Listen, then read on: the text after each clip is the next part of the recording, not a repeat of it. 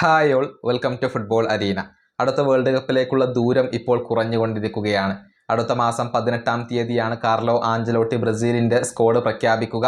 അതിൽ ആരൊക്കെ ഇടം നേടും എന്നറിയാനുള്ള കാത്തിരിപ്പിലാണ് ഇപ്പോൾ ആരാധകർ. വരുന്ന വേൾഡ് കപ്പിലെ കിരീട ഫേവറേറ്റുകളിൽ ഒന്നാണ് ബ്രസീൽ. അതേക്കുറിച്ച് ഇപ്പോൾ മുൻ ബ്രസീലിയൻ താരവും അതുപോലെ തന്നെ പരിശീലകനുമായ ഫിലിപ്പെ ലൂയിസ് സംസാരിച്ചിട്ടുണ്ട്. അതായത് വരുന്ന വേൾഡ് കപ്പിലെ കിരീട ഫേവറേറ്റുകളിൽ ഒന്ന് അത് ബ്രസീൽ തന്നെയാണ് എന്നാണ് ഫിലിപ്പെ ലൂയിസ് പറഞ്ഞിട്ടുള്ളത്. ബ്രസീലും അർജന്റീനയും തമ്മിൽ കലാശ പോരാട്ടത്തിൽ വന്ന അഥവാ ഫൈനൽ മത്സരത്തിൽ വന്നാൽ അത് ചിന്തിക്കാവുന്നതിലും അപ്പുറമാണ് എന്നുകൂടി അദ്ദേഹം പറഞ്ഞിട്ടുണ്ട്. പക്ഷെ അത് വളരെയധികം മനോഹരമായിരിക്കും എന്നാണ് ലൂയിസിന്റെ ഒരു അഭിപ്രായം. അദ്ദേഹത്തിന്റെ വാക്കുകൾ ഇങ്ങനെയാണ്: ബ്രസീലും അർജന്റീനയും വേൾഡ് കപ്പ് ഫൈനലിൽ ഏറ്റുമുട്ടിയാൽ ആ സാഹചര്യം എന്തായിരിക്കുമെന്ന് എനിക്ക് ചിന്തിക്കാൻ പോലും കഴിയുന്നില്ല.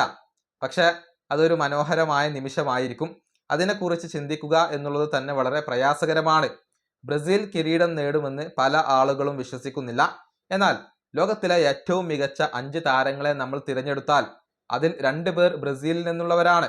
റാഫീഞ്ഞയും വിനീഷ്യസ് ജൂനിയറും ലോകത്തെ ഏറ്റവും മികച്ച താരങ്ങളാണ്. ബ്രസീൽ മോശം ഫോമിലാണെങ്കിൽ പോലും അവർ എപ്പോഴും കിരീട സാധ്യതയുള്ള ടീമുകളിൽ ഒന്നായിരിക്കും. ഇതാണ് ഫിലിപ്പെ ലൂയിസ് പറഞ്ഞിട്ടുള്ളത്. ബ്രസീലിനെ ഒരു കാരണവശാലും എഴുതി തള്ളേണ്ടതില്ല. അവർ മോശം സമയത്താണെങ്കിൽ പോലും കിരീട ഫേവറേറ്റുകളിൽ ഒന്ന് അവരായിരിക്കും.